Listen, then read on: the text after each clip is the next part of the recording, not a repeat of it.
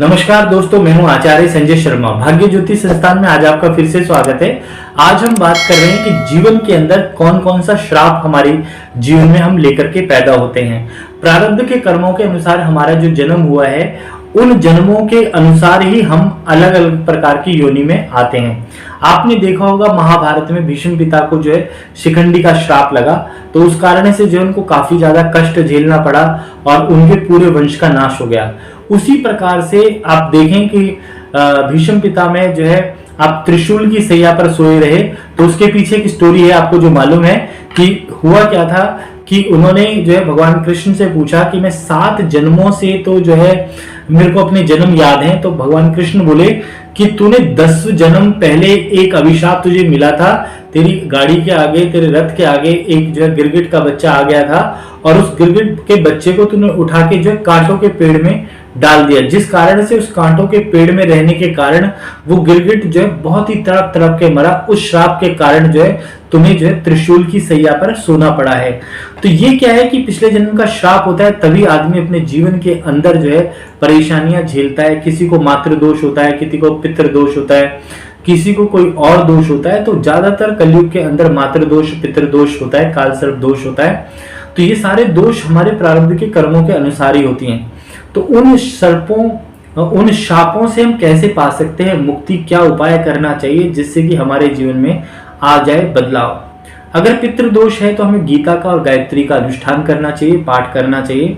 अकाल मृत्यु योग हमारी कुंडली में है, अगर मंगल शनि एक साथ है तो अस्त्र शस्त्र से मृत्यु का योग है। अगर चंद्रमा सूर्य एक साथ है तो जल में मृत्यु का योग है। चंद्रमा राहु एक साथ है तो डिप्रेशन में आके सुसाइड करने का योग है। इसी प्रकार से चंद्रमा और केतु एक साथ है तो लंग्स की प्रॉब्लम से योग है। आपने देखा कि कोरोना काल में क्या हुआ, जो शनि की स्थिति थी, मंगल की स्थिति थी, बृहस्पति की स्थिति थी। जब कोरोना शुरू हुआ तो गुरु नीच राशि में थे, मकर राशि में, और शनि भी जो है वहीं पर विराजमान थे। तो उस वक्त जो है अकाल कष्ट पृथ्वी के ऊपर आया, क्योंकि कारण क्या था कि गुरु जो है शनि के साथ बैठ करके जो है दूषित हो गया, क्योंकि शनि जो है पाप ग्रह है और गुरु जो है पुण्य ग्रह है, पर गुरु क्या अपनी राशि में नहीं था। इस कारण से पूरे ब्रह्मांड के अंदर जो कष्ट आ गया, इसको बोलते हैं गुरु शापित।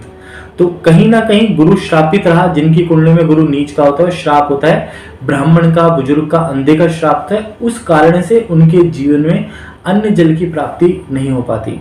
जीवन के अंदर कितना भी धन कमा ले आदमी, पर खाना पीना टाइम पे नहीं हो रहा, तो इसका मतलब है कि उसको पितृदोष है या फिर उसका गुरु खराब है। इसी प्रकार से जीवन में अगर राहु की स्थिति खराब है, केतु की स्थिति खराब है, शनि की स्थिति अगर खराब है तो शूद्र का श्राप है। अगर चंद्रमा की स्थिति खराब है तो विडो स्त्री का श्राप है। मंगल की स्थिति खराब है तो क्षत्रिय का श्राप है। बुध की स्थिति खराब है तो हिजड़े का श्राप है। तो जब बुध नीच का होता है तो हिजड़े के श्राप के कारण व्यक्ति के जीवन में रुकावटें आ जाती हैं। शुक्र अगर नीच का हो तो किसी स्त्री का, अगर पुरुष है तो पुरुष का, स्त्री है तो स्त्री का श्राप होने की संभावनाएं होती हैं, जो कि हमारे प्रारब्ध के कर्मों के अनुसार होता है।